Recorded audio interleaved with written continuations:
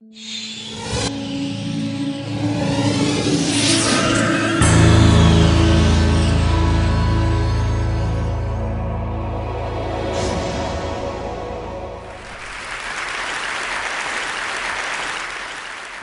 I want to talk to you about is what we can learn from studying the genomes of living people and extinct humans. But before doing that, I just briefly want to remind you about what you already know, that our genomes, our genetic material, are stored in almost all cells in our bodies on chromosomes in the form of DNA, which is this famous double helical molecule. And the genetic information is contained in the form of the sequence of 4 bases, abbreviated with the letters A, T, C, and G. And the information is there twice, one on each strand, which is important because when new cells are formed, these strands come apart, new strands are synthesized with the old ones as templates in an almost perfect process. But nothing, of course, in nature is totally perfect. So sometimes an error is made and a wrong letter is built in. And we can then see the result of such mutations when we compare DNA sequences among us here in the room, for example. If we compare my genome to a genome of you, approximately every 1,200, 1,300 letters will differ between us. And these mutations accumulate approximately as a function of time. So if we add in a chimpanzee here, we will see more differences. Approximately 1 letter in 100 will differ to a chimpanzee. And if you're then interested in the history of a piece of DNA or the whole genomes, you can reconstruct the history of the DNA with those differences you observe. And generally, we depict our ideas about this history in the form of trees like this. In this case, it's very simple. The 2 human DNA sequences go back to a common ancestor quite recently. Further back is there one shared with the chimpanzees. And because these mutations happen approximately as a function of time, you can transform these differences to estimates of time, where the 2 humans typically will share a common ancestor about 500,000 years ago, and with the chimpanzees it will be in the order of 5 million years ago. So what has now happened in the last few years is that there have come technologies around that allow you to see many, many pieces of DNA very quickly. So we can now, in a matter of hours, determine a whole human genome. Each of us, of course, contains 2 human genomes, one from our mothers and one from our fathers. And they are around 3 billion such letters long. And we will find that the 2 genomes in me or 1 genome of mine with one of yours will have about 3 million differences in the order of that. And what you can then also begin to do is to say, how are these genetic differences distributed across the world? And if you do that, you find a certain amount of genetic variation in Africa. And if you look outside Africa, you actually find less genetic variation. This is surprising, of course, because in the order of 6 to 8 times fewer people live in Africa than outside Africa, yet the people inside Africa have more genetic variation. Moreover, almost all these genetic variants we see outside Africa have closely related DNA sequences that you find inside Africa. But if you look in Africa, there is a component of the genetic variation that have no close relatives outside. So a model to explain this is that a part of the African variation, but not all of it, have gone out and colonized the rest of the world. And together with then methods to date these genetic differences, this has led to the insight that modern humans that are essentially indistinguishable from you and me, evolved in Africa quite recently, between 100 and 200,000 years ago, and later, between 100 and 50,000 years ago or so, went out of Africa to colonize the rest of the world. So what I often like to say is that from a genomic perspective then, we are all Africans. We either live inside Africa today or in quite recent exile. Another sort of consequence of this recent origin of modern humans is that genetic variants are generally distributed widely in the world, at many places, and they tend to vary as gradients from a bird's eye perspective, at least. And since there are many genetic variants and they have different such gradients, This means that if we determine a DNA sequence, a genome from one individual, we can quite accurately estimate where that person comes from, provided that its parents or grandparents haven't moved around too much. But does this then mean, as many people tend to think, that there are huge genetic differences between groups of people on different continents, for example? Well, we can begin to ask those questions also. There is, for example, a project that's underway to sequence 1,000 individuals, their genomes from different parts of the world. They've sequenced 185 Africans from 2 populations in Africa. They sequenced approximately equally many people in Europe and in China. And we can begin to say how much variance do we find, how many letters that vary in at least one of those individuals sequenced. And it's a lot, 38 million variable positions. But we can then ask, are there any absolute differences between Africans and non-Africans? Perhaps the biggest difference most of us would imagine existed. And with absolute difference, then I mean a difference where people inside Africa at a certain position will all individuals, 100%, have one letter, and everybody outside Africa has another letter. And the answer to that, among those millions of differences, is that there is not a single such position. This may be surprising, maybe a single individual is misclassified or so we can relax the criteria a bit and say, how many positions do we find when 95% of people in Africa have one variant, 95% another variant, and the number of that are 12.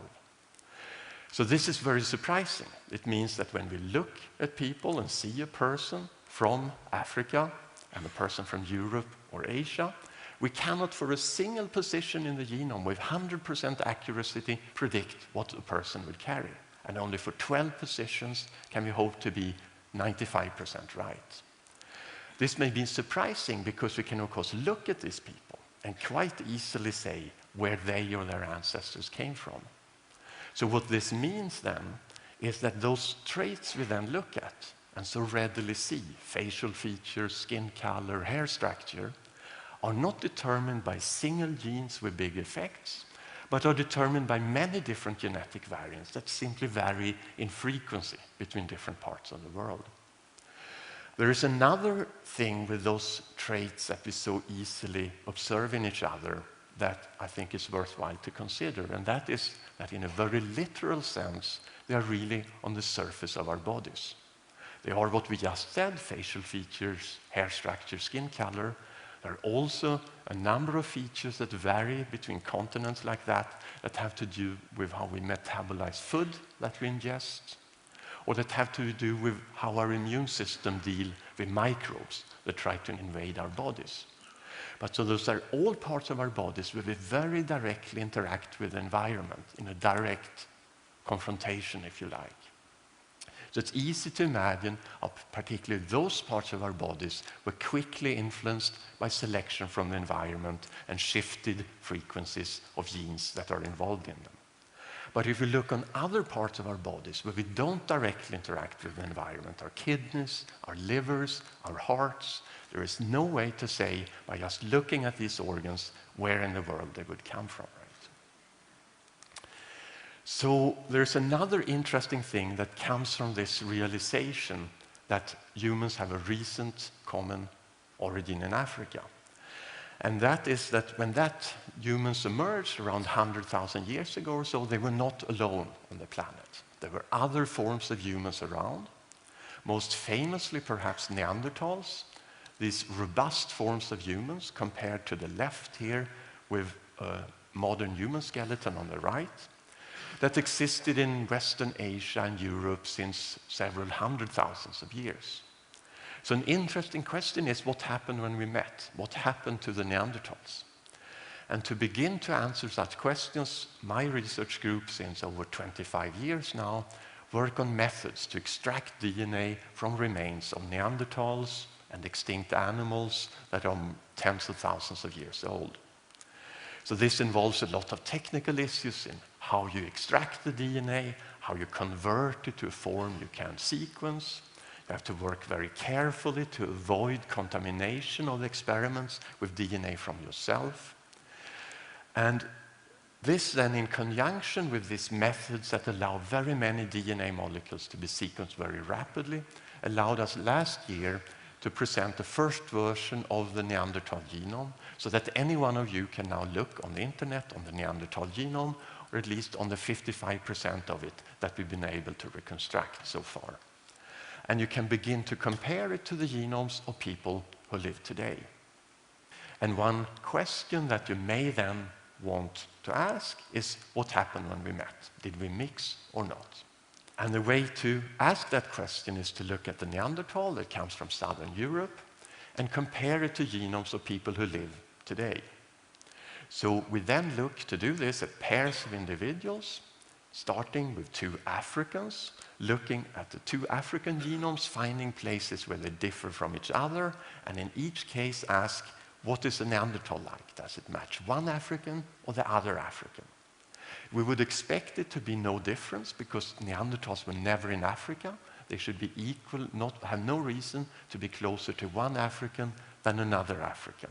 And that's indeed the case. Statistically speaking, there is no difference in how often the Neanderthal matches one African or the other. But this is different if we now look at a European individual and an African. Then, significantly more often, does the Neanderthal match a European rather than the African.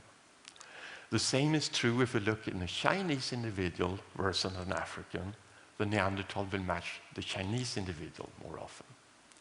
This may also be surprising because the Neanderthals were never in China.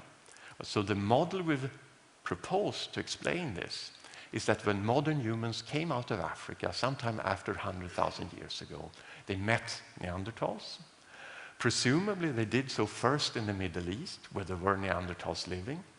If one then mixed with each other there, then those modern humans that became the ancestors of everyone outside Africa carried with them this Neanderthal component in their genome to the rest of the world. So that today, then, people living outside Africa have about 2.5% of their DNA from Neanderthals. So having now a Neanderthal genome at hand as a reference point and having the technologies to look at ancient remains and extract the DNA, we can begin to apply them elsewhere in the world. And the first place we've done that is in southern Siberia, in the Altai Mountains, at a place called Denisova, a cave site in this mountain here, where archaeologists in 2008 found a tiny little piece of bone. This is a copy of it that they realized came from the last phalanx of a little finger, of a pinky of a human. And it was well enough preserved so we could determine the DNA from this individual, even to a greater extent than for the Neanderthals, actually, and start relating it to the Neanderthal genome and to people today. And we found that this individual shared a common origin for his DNA sequences with Neanderthals around 640,000 years ago. And further back, 800,000 years ago, is there a common origin with present-day humans. So this individual comes from a population that shares an origin with Neanderthals, but far back, and then have a long independent history. We call this group of humans that we then describe for the first time from this tiny, tiny little piece of bone for Denisovans after this place where they were first described. So we can then ask for Denisovans the same things as for the Neanderthals. Did they mix with ancestors of any of the present-day people? If we ask that question and compare the Denisovan genome to people around the world, we surprisingly find no evidence of Denisovan DNA in any people living even close to Siberia today. But we do find it in Papua New Guinea and in other islands in Melanesia and the Pacific. So this presumably means that these Denisovans have been more widespread in the past, since we don't think that the ancestors of Melanesians were ever in Siberia. So from studying these genomes of extinct humans, we're beginning to arrive at a picture of what the world looked like when modern humans started coming out of Africa. In the West, there were Neanderthals. In the East, there were Denisovans, maybe other forms of humans too that we have not yet described. We don't know quite where the border between these people were, but we know that in southern Siberia, there were both Neanderthals and Denisovans, at least at some times in the past. Then modern humans emerge somewhere in Africa, come out of Africa, presumably in the Middle East. They meet Neanderthals, mix with them, continue to spread over the world, and somewhere in Southeast Asia they meet Denisovans, mix with them, and continue on out into the Pacific.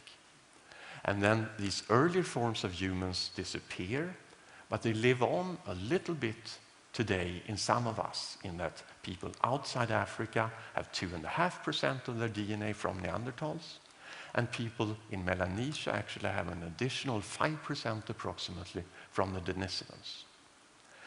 Does this then mean that there is, after all, some absolute difference between people outside Africa and inside Africa, in that people outside Africa have this old component in their genome from these extinct forms of humans, whereas Africans do not? Well, I don't think that is the case. Presumably modern humans emerged somewhere in Africa.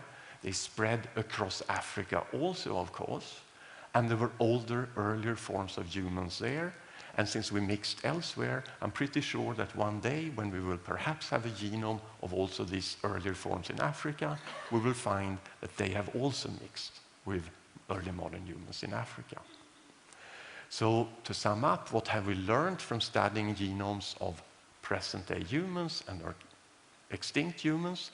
We learned perhaps many things, but one thing that I find sort of important to mention is that I think a lesson is that we have always mixed.